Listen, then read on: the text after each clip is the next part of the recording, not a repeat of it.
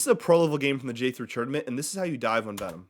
Venom finds his target. He's looking for a high prio target, which is usually support, after he watched everyone else walk in front of him.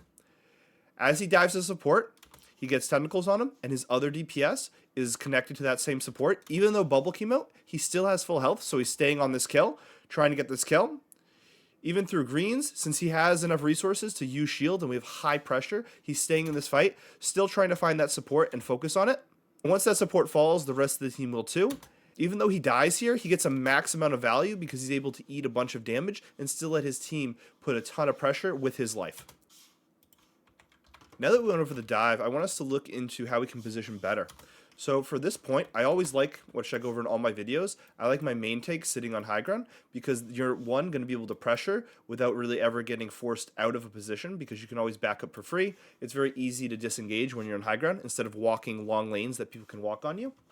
Second point, they have two main tanks on the other team, and they can play better front to back. So playing main is usually going to put you at a big disadvantage. So if we could rotate our Emma to high ground, rotate our Invis behind and our Cloak all the way back, this would also provide more support for our Phoenix, because the main goal of this comp is to have a huge pressure spike on the kill box here when the other team walks into it.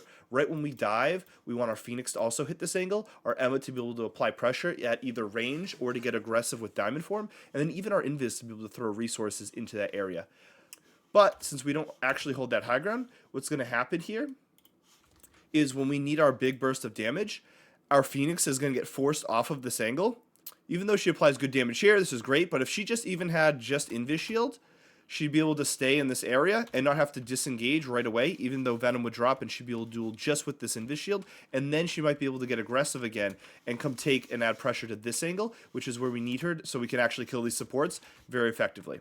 We're also, if we were high ground, the ult from Vesua would be very strong because it's going to be right on top of their heads, and all damage from our supports is going to be instant because we're going to be a lot closer and actually in line of sight to where our main kill box is. If you want to get coached to perform like this, even in solo queue, understand the fundamentals and how to actually play the game, come join my Twitch where I go over VODs and I VOD people all the time.